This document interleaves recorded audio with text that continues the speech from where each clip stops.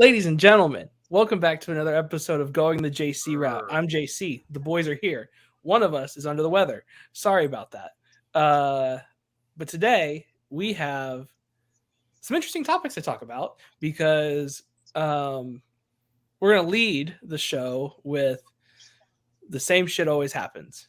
The Cowboys cowboyed against the Cardinals this weekend.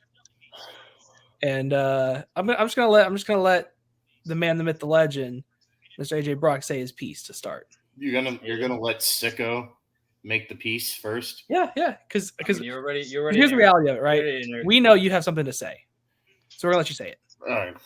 In short of it, in short, I'm not surprised this team laid an egg, as is per usual, season after season after season. How much of that was having two or three, right? Three starting linemen out and then losing Diggs. That probably played a big role. But, man, you should it looked like defensively the same thing that was our Achilles heel last year was our Achilles heel last week. And on top of that, problem number two. We can't do a damn thing when we get inside the red zone. That's what I saw, Chris. That's in short. I'll expand on that in a minute. And then the third thing I saw. Penalties?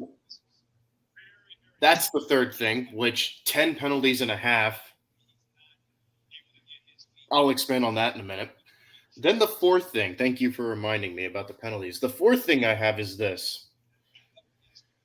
When I'm not putting this all on him, but the game that is, but when you need your quarterback to come up for you most,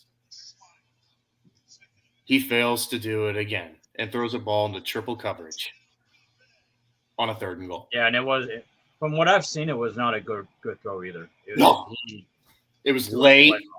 It was a bad pass. Well, so to be fair, I saw the interview afterwards, and he's kind of explaining the theory behind the throw, and the idea is to whip it by the ear of the linebacker that was in the way, and you can see where he tried to do it, where it just missed the backside of the linebacker and slip it in, and the backer just made a good play on it. Was it a great decision? Absolutely not, especially when you have Tony Pollard in the flat that likely is, as long as he beats the corner to the edge, he what was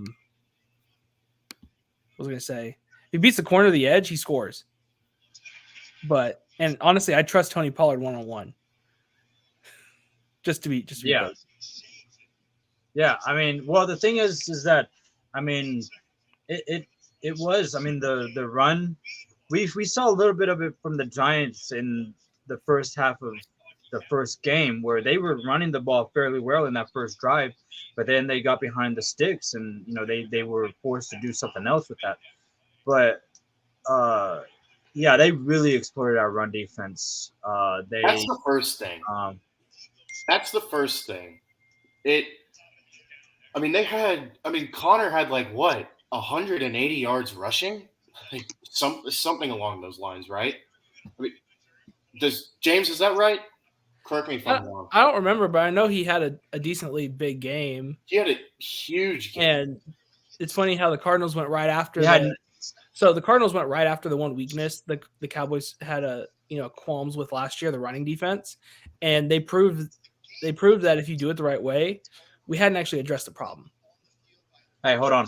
So the Cardinals as a team had 30 carries for 222 yards. James Conner had 14 carries for 98 yards and a touchdown. Josh Dobbs had 6 for 55, and Rondale Moore had 3 for 54. Okay, so it was so it wasn't just Conner. The rushing. No, it was a team effort.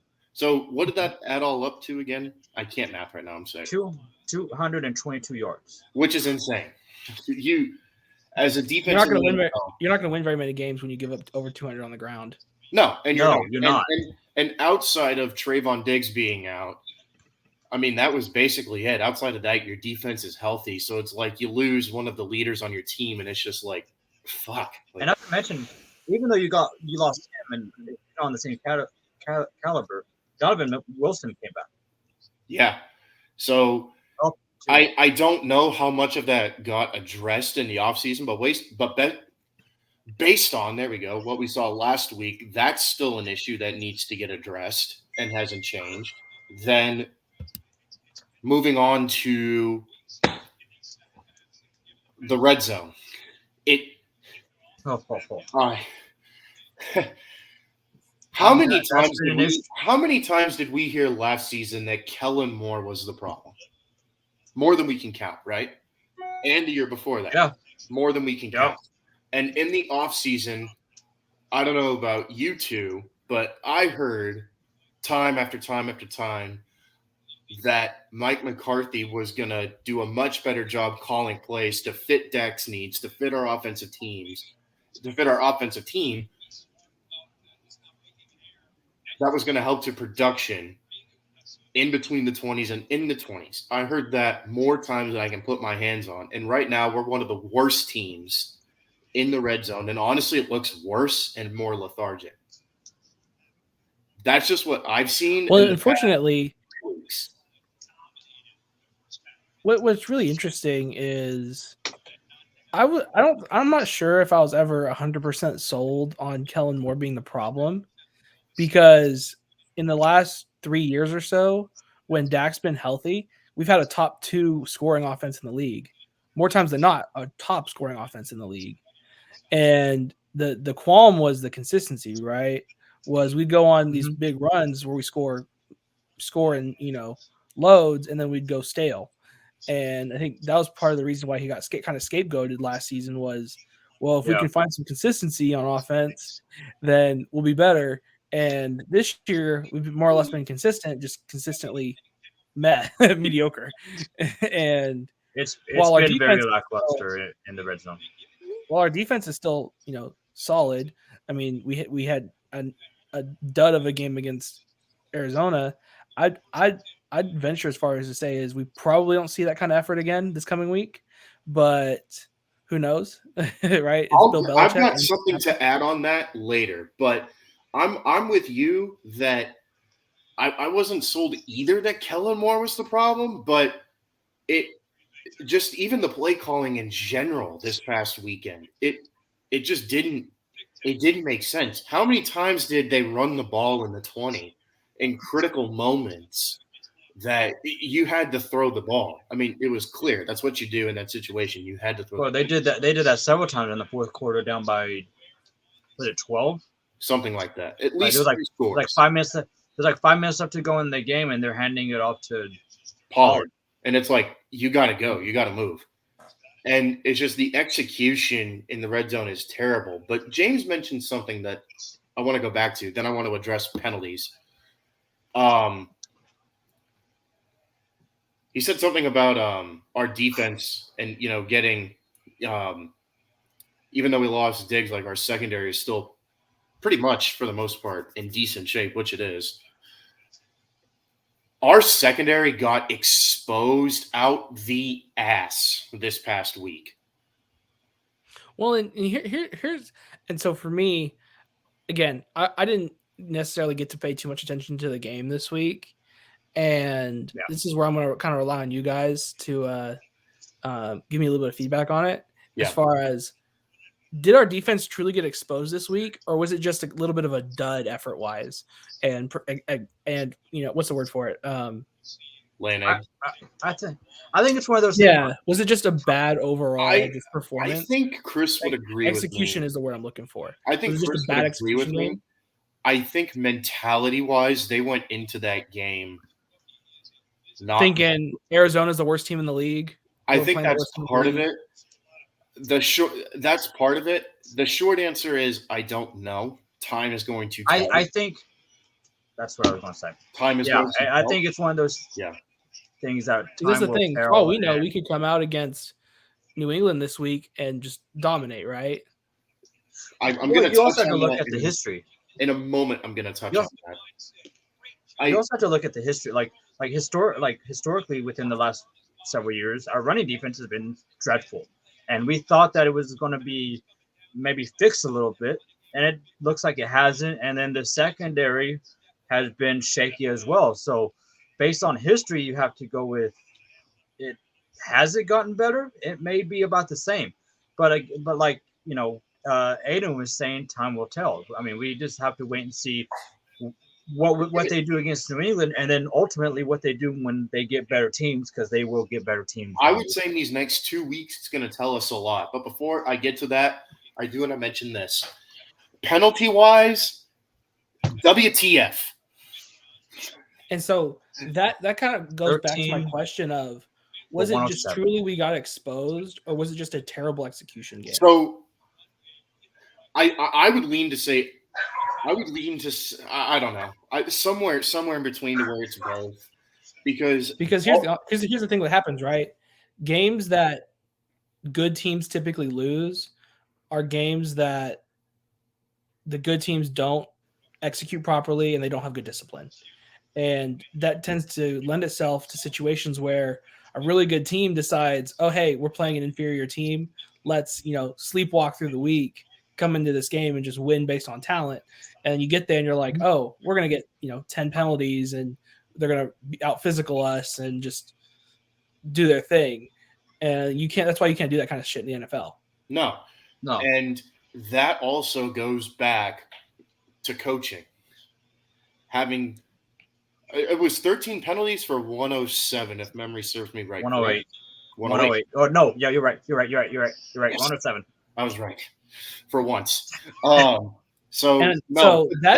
more of 10 penalties alone in the first half. And I mean, some of them were just stupid. It's like towards halftime, like offsides. I think that was number 9. And then the very next play, another offsides. That was number 10. I was in the car with the game on my phone, listening to it, getting gas with my girlfriend Ryan sitting next to me, and I just started screaming. I was like, how lazy and lethargic and unfocused and unprepared can you be? Well, so hear me out, right? Yeah. So part of that is going to be the nature of the defense, right? Dan Quinn purposely wants to play aggressive. So you're going to naturally get 1 or 2 of those a game probably, right? But when that compounds into 10 plus 13 penalties, that's a discipline and execution problem, which, like you said, reflects on the head coach. And that was probably the second biggest qualm behind the rushing defense we had last year was the team discipline and penalties. And guess what? Yeah. Now, through the first 2 games, there wasn't really a problem. You get here, and all of a sudden it looks like that wasn't fixed in the offseason. No, it doesn't. And that's a major red flag for the rest of the season, because if we can't have discipline, we're going to end the season the same way we did last year and the year before that, because discipline was our big Achilles heel in the playoffs when we were at home against San Francisco. And we tied an NFL record for most penalties in a playoff game, 15 that year. And this predates even last year, and the fact that this is still a problem. I think it's too soon to tell, but if this continues, especially on the defense, then there's questions to be had for Dan Quinn, in my opinion. So that's just my 2 cents. Moving into this week, if we lose to New England, which is possible because after last week, anything is possible. And it's the NFL. And it's sport. I think it's going to be for one of 2 reasons. One, either we're not prepared again, or 2, the Patriots have both Zeke and Will Grier on their team who know our system inside and out. They signed Will Grier this week off the practice squad. Yep. And they've already said that the Cowboys already said they're going to have to change all their hand signals this week. Yeah, because they know all of it, and that was done by design. 100%. That's Bill Belichick doing what he does best. It is. It's okay. Yeah. Okay. He said it best. He said it. That's just gamesmanship right there. So I'm not even like insinuating Spygate or Deflategate or anything like that. It's like that's good gamesmanship. And that's all legal. So yeah, it is. It's totally legal. You got to do what you got to do. But if we lose, I could totally see it being for one of those 2 reasons. And here's the thing: if you are unmotivated if your loss this week is because of lack of focus after this past week, there's a bigger problem because after you get now it wasn't the worst loss. There was a 70-20 game, but like when you get embarrassed like you did against the Cardinals, like now you should be awakened because it happens. I mean, you lose a strange game every once in a while that you're not supposed to lose. Now it's their time to respond, and if their response is the same thing, there's some bigger issues going on. Yeah, so and it's only going to expose more and more the more good teams we play. I mean, we've got New England. And it's going to get hard. I mean, New England isn't necessarily one of the best teams out there right now, but we have San Francisco coming up. We still have to play the Eagles twice. Smart coach, though. Yep. We play the Dolphins, who put up 70. So that's exactly where it's like, all right, we're gonna have to see what goes on, but yeah, we're gonna have to see. We got to get our shit together this week and fast because the following week we go to San Francisco, and that is the first. And we play the Lions too, who are much better. I mean, honestly, this is a reality looking check. really good. Which, gentlemen, I'll be honest with you. I'll be honest with you. Jerry, of course, has been very active this week in his commentary about the state of the team. He's saying he's saying how he doesn't believe our red zone offense is an issue in the long run, which he's a fool for saying that. And then he's talking about trading. Huh? He always says stuff like that. Yeah, and that's why we are the way we are. Then he's talking about trading for Kyle Pitts. He's talking about trading for Devontae Adams. And it's like, I don't know about y'all, but what I saw last week, it kind of showed me that this is my problem, right? He's talking about making all these trades when he could have just not traded Amari Cooper in the first place. Exactly. That. Wow. He's also the other thing is traded for pennies. From what I saw last week, there are much greater issues to be had with this team than receivers. Look at our O-line when it's coming up on aging. I mean, to where those guys are going to start retiring. And the guys we have as backups were awful. Well, it doesn't help. A lot of our starters have been injured anyway, right? Right. Like, so there are bigger issues. Tyler Smith missed first. Tyler Smith hasn't played this year, has he? Or did he play last week? He played last week as Biotis, Tyron Smith, and Zach Martin sat out. And if Tyler Smith goes out, that's full of alignment. Well, that's something that will change as players get healthy, assuming they get healthy, was our offensive line play will be better. But that definitely didn't help when you have your starters injured and not playing. Yeah. Oh, for sure. But there could be some bigger issues to be had here, fellas, and that's my big concern is going forward, even to the future of this team. It feels like we're literally a grenade just ticking. If that makes sense, and this is not just based off of the loss last week. It's just looking at who we have in the system versus everyone else in the league who has been building up to this point. And it feels like we're about to need to go into rebuild mode. Am I wrong? But we've never really had a rebuild mode. But, I mean, you got players that are aging. As much of an Iron Man as Zach Martin's been, he's aging. Tyron Smith hasn't been healthy in who knows how long. This is Dak Prescott's like 8th year in the league. So at some point, you're gonna have to start looking at other guys to replace those positions. But you also have young talent like Michael Parsons and CD to a point. So we're definitely going to have to rebuild in some spots, but I don't think it's not a complete rebuild. No, it feels like something big is coming. That's what I was saying, or trying to insinuate. But that's my. But the Cowboys have never had a legit rebuild because Jerry that would tank the the revenue for the Cowboys. Not tank it, but it would make it go down. So I can't remember the last time we've had a true losing record. But So It'd be 2020 when Dak went out, but that's besides the point. oh, that's true. We'll see what happens. I mean, I was so irritated on Sunday. I had a lot more to say then, but as the week's gone on, I've had the time to kind of digest, watch highlights, look at things, and kind of go from there. But is it hit panic button time? No, but there are definitely things. We all said it going into the season. The Cowboys are going to have those Cowboy games where they just don't show up or shit the bed, whatever you want to call it. And that was one of those games this week. And what will happen is the Cowboys will probably win a couple games they probably shouldn't win. Mm-hmm. And they're going to lose a couple games they probably shouldn't lose. And so, as the Cowboys go, and that's I think what we can chalk that up to this week. Yep. All righty then. Next on the agenda is college football has a clout problem. Oh, James, speaking of that, did you know that the Super Bowl in college football is happening this weekend? What's that? Texas hosting Kansas. Oh, yeah, you're right. That is your Super Bowl.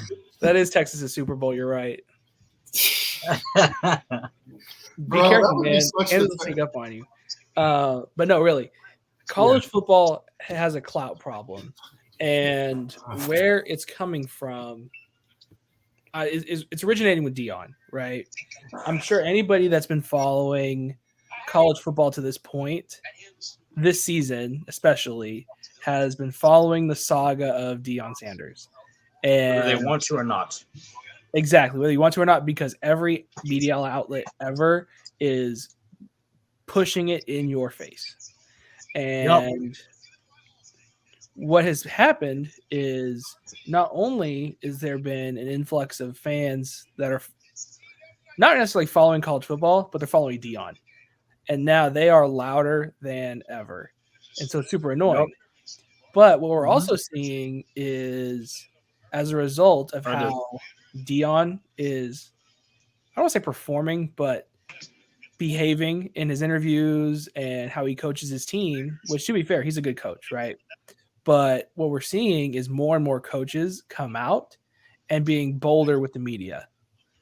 And it's absolutely entertaining, but also I think it's showing a shift in mentality that coaches have kind of wanted to have for a while. They just haven't had the balls to do it.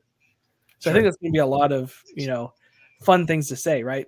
And, there's been moments of that kind of stuff previously in history. One of the first clips that comes to mind is the Mike Gundy clip. I was just thinking that. Years ago.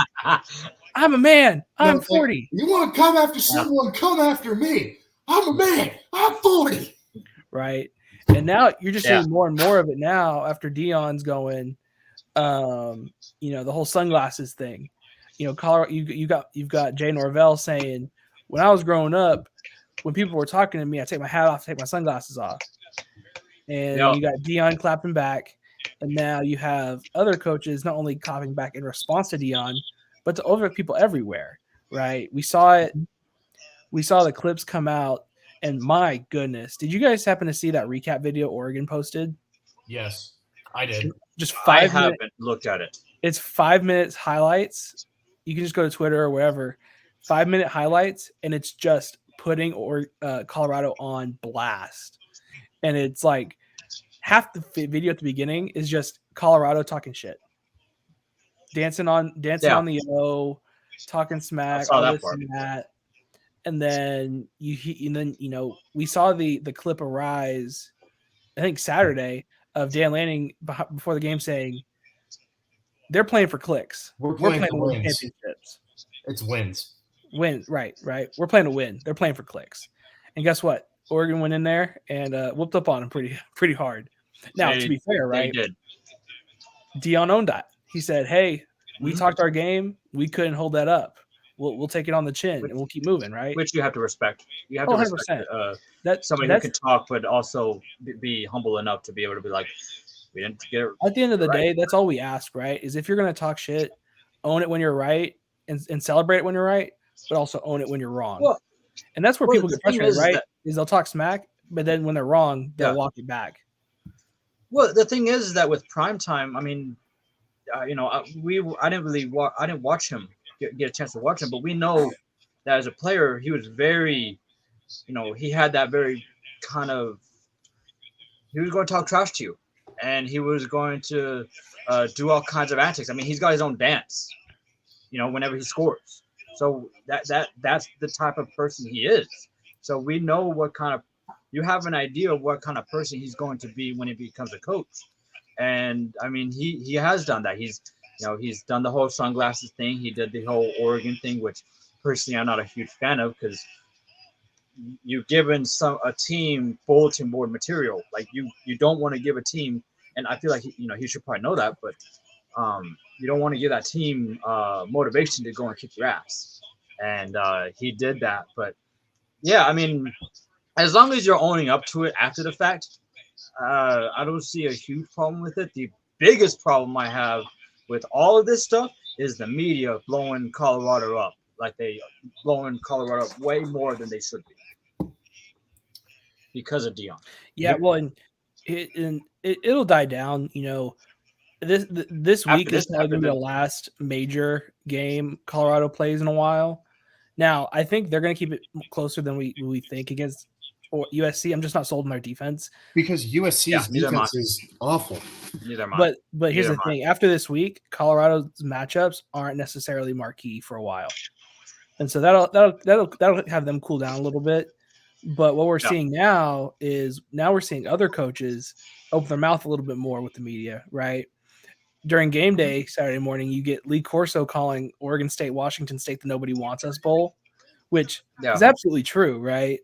But then you have Jonathan Smith it was Jake Dickert. It was the head coach at Washington State, come out after the game and say, "You can't call us the Nobody Watches Us Bowl. Like this was a good game. We're a good team, and that's just disrespectful." I'm like, yeah, you're right. But the fact is, the Nobody Wants Us Bowl is absolutely true. Like you're the last two teams in the Pac-12, right, that are left, and literally. You're trying to get into other conferences and nobody wants you. So how mad can you really get, right? Then you've got people like Ryan Day yelling at Lou Holtz in the post game interview. Okay, that was great. I loved that. And to be honest with you, I would. So here's the thing, right? Did you guys see Lou Holtz's response back? What? No. He doubled down on it. They lost, and the way they lost. Oh my god! Oh yeah, he basically doubled down and said, "I still don't believe you're that tough of a team, and you've got Michigan still coming up, and Penn State coming up." Did you see how? By the way, speaking of that, did you see how Notre Dame lost? We talked about it. 10 men on the field, twice. By the way. Well, so here's the thing. I saw a clip on Twitter this week, and it was from one of their earlier games this season that they had 10 men on defense, and they got burned for a long touchdown. And so now I'm starting to think, is this a recurring problem? Yeah. It sounds like it. Which, like, how is that a recurring problem for Notre Dame? Especially when you have a head coach that is defensive centric. What are we doing? Like, I've never heard of, like, obviously you give the penalties and stuff like that, but like multiple back-to-back plays where you have 10 men on the field. And then not only that, but you have it earlier in the season. I don't even know what to think of that, to be honest. So I think it's entertaining, but I do agree it's clout. So I mean, we'll see what happens. I think though, I mean it's a different scenario here, but right now. It was irritating me that Deion Sanders literally every 5 minutes was taking up ESPN time, but now it's taking up ESPN time. What's really frustrating is media outlets are going to give attention to the big stories, right? Like T. Swizzle and Travis Kelce? that or Deion, things like that. Brittany Mahomes. Yeah, What's really Messi. Brittany Mahomes. What's really frustrating is that there are so many good storylines in college football this year. Yeah, Like there's legitimately so much parity this year, and you have teams that are legitimately good that haven't been legitimately good in a while. Texas.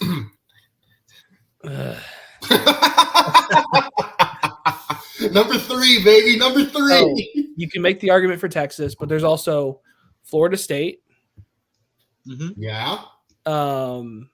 Clemson being bad. Clemson being under Dabo, very bad. And they have an undefeated Syracuse this week.